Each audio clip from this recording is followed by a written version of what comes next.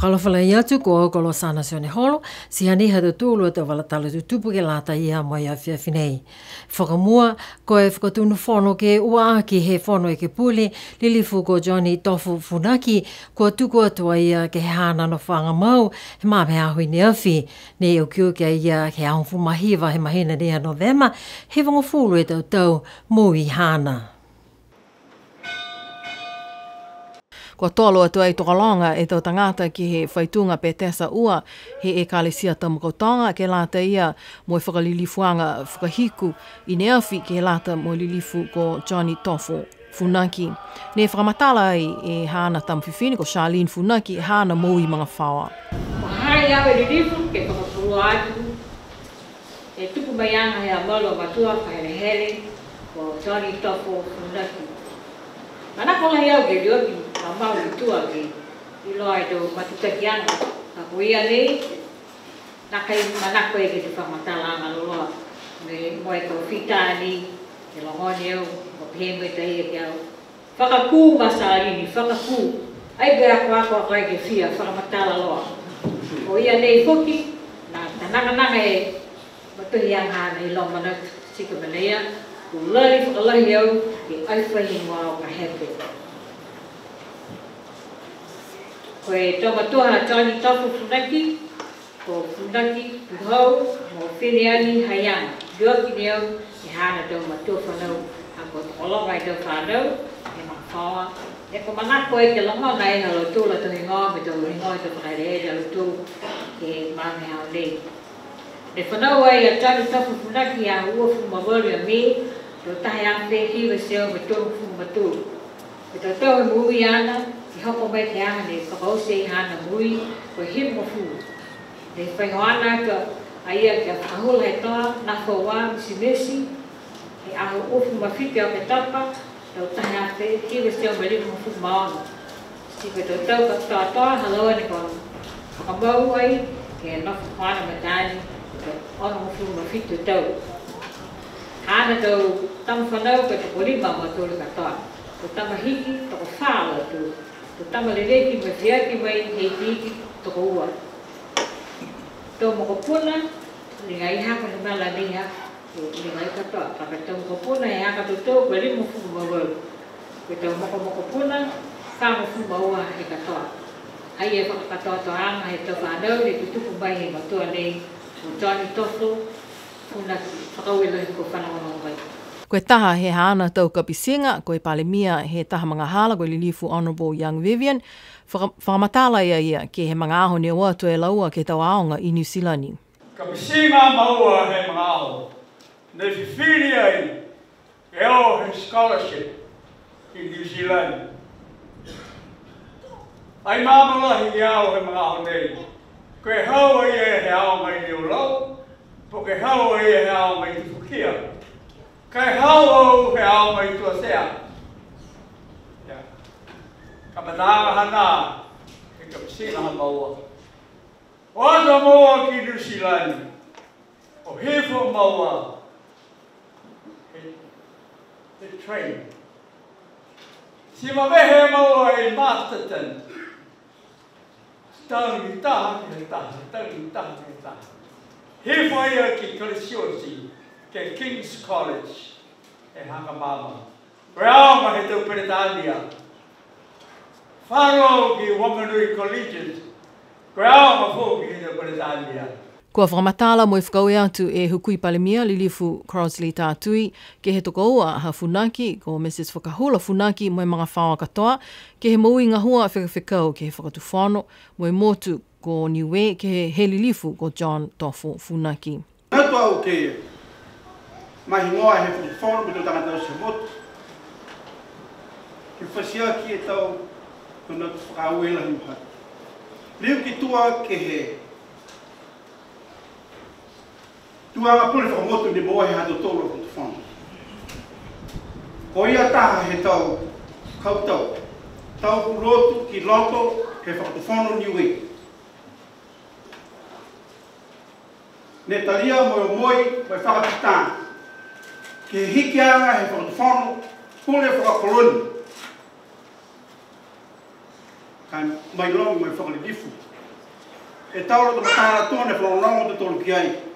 Ne kua maeke he tau whakatuwhono ni ua. O te whono ni Usilani. Moi hātou tōru a tau tu whono. Ke asi hake e tauro to matara. He tama he tangata Niue. Si moa e tō tōru e tuanga to koronga ia. He tau taia whihiwa se au. Whitu hon furu whaa. Ko tuku ai lilifo ko Jack Willie Lipitoa ki USM NDSC ke he hana anofanga mau ke hana kaina he maanga ko na mukulu ke he mama he ahulotu he whahita puka male. Neo kio ki lilifo ko Jack Willie Lipitoa he a whiwhi ua ahuofu mataha he mahina ne ke he whalengangau Niue fō. Ne whakahako ai e tapua kianga mai hana tau toi mga aho ke whaitunga karamelu he kalesia na mukulu. Ko tolo atu ai tau tangata mo i tau lilifu e whakatuwhano ke he whakalilifuanga ni e takitaki ai he Palestine he kalesia Niue lilifu ko Reverend Navy Salatielu. Kua whakamatala ai e hana tamwhiwhine ko Mrs. Nongi Felesi mo e whalu hukui whoki he mga whawa. Niue na e, whakaue lahi, mamtolo ne Pelawa ke tau momui moia, ke tau mana whini, ke tau mga whini, whakaue lahi. Fia lahi ia ke tūtara i tau na usia. Tau mena ko mana te ia. Kaka mena ne whakaue au ke hapa.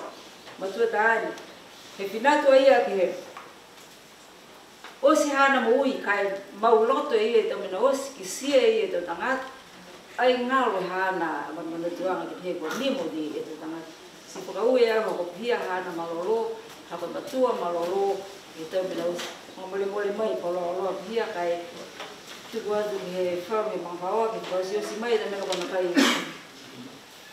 kua osi. Kai tahe mena ne lunga ai hako matua, hako e tahe whingona tala ua hewe maanga nei o so toke tārangi.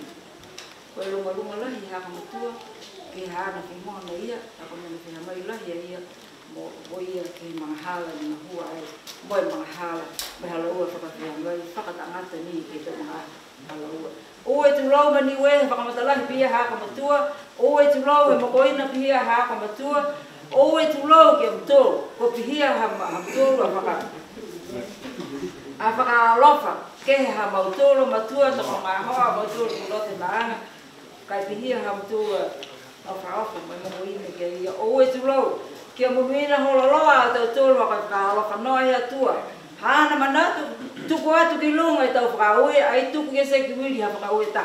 Ai nawa ke aia, nawa ki matua i konga. Hukui ai he ikipule lilifu ko Asa Mana Ainu e whakatuwhano ke he whakaue atu ke he moui ngahua he lilifu ko Jack Willie Lipitoa. Tuku ate tau whakaue lai ke iki he langi, tunga ne whakalahau e ia, ai whakaue ke aia si. Whakaue atu ke iki he langi ha kua whaki mai a ia. Ke nofo mo e taha he tau tupona ki loto he whono i ki puli. Taha he tau pulotu mo i tau lilifu. Ko ia ka matua tau tonu mo e hau hak. Si hana tau manatu ka hake mai ni he loto ngā ia ka hau tai. Si whono ngāo ki he mene ne tohi he pepa whono ki he hana mene ne tala ki ei. Si tola he mitaki ke whai tupona pia whoki. Ke lata ia mai whono e ki puri. Si we katoa hong fulmaua term hana tolong fulmaano e tau ni poaki hana moui ke lata ia mai motu hatau tolu koe Niue. E rua ki atu hea toa e tamunui na osi ki a koe ki hawa whanaunga atu ki hana kautu. Kua whakamatala ai e takitaki he matakau puli ngahua e moui ngahua, ha Jack ka mata mai e hana tau ngahua koe whaiaonga ki he tōlungu fuli tau mo ila lawhia tu ai tōlungu fulmaoni tau ke he hana ngahua koe ke pule. Onung fulmaoni tau he whakawhikau ai ia mai whakatuwhano Niue. Mai hana a tau ngahua koe sia kono, koe whakamatala kupu mo e ulumotua he kalesia na mukulu ke he longa tau, kua whakaue atu ai Palestine he kalesia Niue, Reverend Navy Salatielu ke he hana tau ngahua. Koe lilifu ko Jack Willie Lipitoa hivongo fulu e hana tau moui, toka hifo ia e hana mga whao mo e hana maanga whakahelehele ko na mukulu. Mai he te ofisa mai te o tangata whenonga e waewa, kua whakailoa ai heo ki o ke whahata puka male, kua mana ki ai kau taha wakalele ia New Zealandi, ke lele langa ua he whahe tapu he tau kahau, kamata he mahina ha apelila. Hane e te wala tala ia, moi ha matolu, a whuatanga hua whangahani ko ia ko Chris Manongi pingia. Ko whiawhia lahi am takau tulisi he motu ke whiwhilianga nei. Ha kua kisia ki ai, kua mua atu e takolonga e tau tangata whenonga e waewa, tau tulisi kua omai ke he motu he tau mga honei. Kua whakakise whoki e tau manatu halau tolu ke he whalu a kumikumianga moi pehe. Kua manako lahi halau tolu ke omai e waewa mai ki Niue. Kua tahania nei he tau kakano kua talia he kautaha e nusila ke matutaki e wakalele langa ua he whahitapu he tau kahau. Pehe e takitaki he ofisa whenonga e waewa, ko maika fuhi Niue viani. Lahi e whiawhia ke whiwhilianga nei, mo a manaki lahi a lautolu ke whakaonga he e nusila e tau wakalele lahi a tole seu ofumataha, ha ko tokolonga e tau tangata kua manako ke whenonga e waewa mai ki Niue. Mai longa whoki e tau ngahua mai tau mangaho kua whakamole ke whakahangahanga mitaki e tau whakaholoanga ngahua he ofisa hana he tau mahina longa kua mole. Ko whakaue atua ia ke kautaha e nusila ko longona mo whiwhili ke matutaki e tau wakalele langa ua he whahitapu ke liu kamata he mahina apelila he tau kahau. Ko e takitaki he ofisa sivitupe ha New Zealandi ko John Ryan ne hoko mai a ia ke he motu he whahitapu ka male ka e whenonga whakamua nei he o te taha New Zealandi ki Niue ke kisia mo iloa e tau whakaholoanga ngahua he whakatuwhono Niue. Ko e matutakianga he o te tālahi ha New Zealand ki Niue, mahino ke he tohi whakawe he motu, ko e ofisa he o te tā sivitupe ha New Zealand, kua whakamata whakatuwhono, ke tau se tau hokotaki sivitupe, ke he tau papatupe he whakatuwhono Niue. Ko e whenonga whakamua nei ha ana ki Niue, mo ha ana manako ke iloa mo kisia e tau whakaholoanga ngahua he whakatuwhono. Ko whileweia ia mo palimia mo whono i ki pule, pihia mo whalu he tau i ki pule he whono i ki pule, mo tau ulu whakatonu he tau whahinga hua whakatu whono. Ko e lotonga he tau nei ni tuku atu ai e hana hokotaki he whono i ki pule, mo mahino ke he hokotaki nei whalu e tau mana ne kanau mo lole ke he tau whakaholoanga ngahua he whakatu whono Niue ke he tau hokotaki tupe. Pehe a John Ryan whiawhia ia hako whaitau seanga mahuinga e whakatu whono, ke lali ke whaitau seanga ke he tuanga nei, kai mai longa fōkia ia, lahianga ia e tau ngahua kua lata ke whaitau seanga ki ai, ke whakamalolo e tau whakaholoanga ngahua he whakatu whono Niue, ke he tau puhala hokotaki ke he tupe. Kua mau mo ngā hua mitaki e tawhi he wai ke he tau maanga ko tamakotonga mo awasele ke he mga honei. Ko he ahulu te whahata kua male, ne whakailo ai he whahinga hua papiliki kua malona i paumu wai he maanga ko awasele.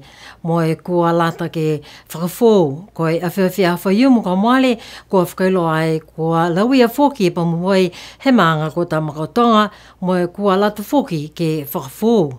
Ha kua le kua e tau pamuwai, ko whaiaho he whahitapu kua mole mo i okioki whahitapu ne whakaonga e tau tulaki tamasiafi, ke utu e tau tula ke tau maanga kua wasele mo tamakotonga. Ko aho tapu i neafi, kua mau e tau pamuwai ke tau maanga Niue, mo e tawhi e vai ke tau maanga kua wasele mo tamakotonga. Kai lauia ngā ia e whahitoke lau he motu ke he hila. Ko i pouli he pongo fua ne mase hila ke whahitoke lau he motu. Ka mata ki loto alofi ke hoko atu ke maanga ko liku. Ko ngā hua aia matakau ngā hua hila ke pouli ne po, mo i liwe hila ngā hua ke matahola taha he tuloto he pongo fua. Ko tau te ke nolo ne whakatūpa ua ke he poko whono ke pule ke lata mo tau mga hako ke whono ai, kua whai mga hau ne naka i ngā hua mitaki. Mai longa ai ke he tau whono ke pule kua male, ko e whakaunga he microphone, o ta whano he naka i ngā hua i tau microphone pa uaki. Ko e tau te ke nolo nei, ne he whakatau ai he whakatawhono Niue ke tau tupe, ko e maolea ai ua seo limungu fulu seo awhitāla. Ko e kuata miliona tāla he tau tupe ni whakamole ki he kautaha Codum New Zealand, ka kua hiki e hingoa mga hau nei ki a Venga Global, ne moa mai ai e tau te ke nolo nei. Kua lahi e tau uka he tau kolawhu nei, ka kisia ki ai nā kai ngā hua mitaki.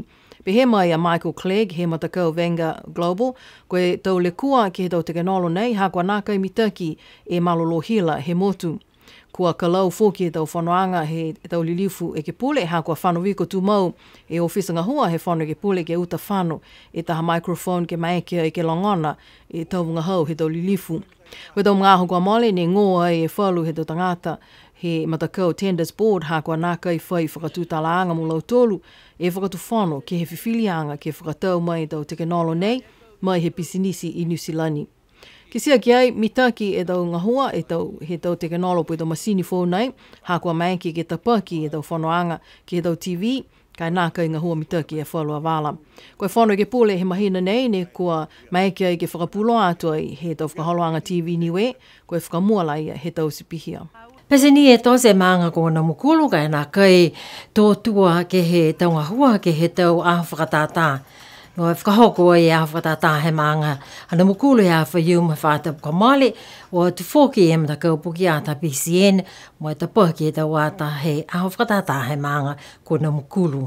Sipehe nā hatu tūlu tō walatala tu tuke lāta ia mo e whewhinei, no no wha me mnuine pōtu liu te tūlu whirewea ki whaitap ka hau, o sana sione holo nego ma vehi atu no no wha.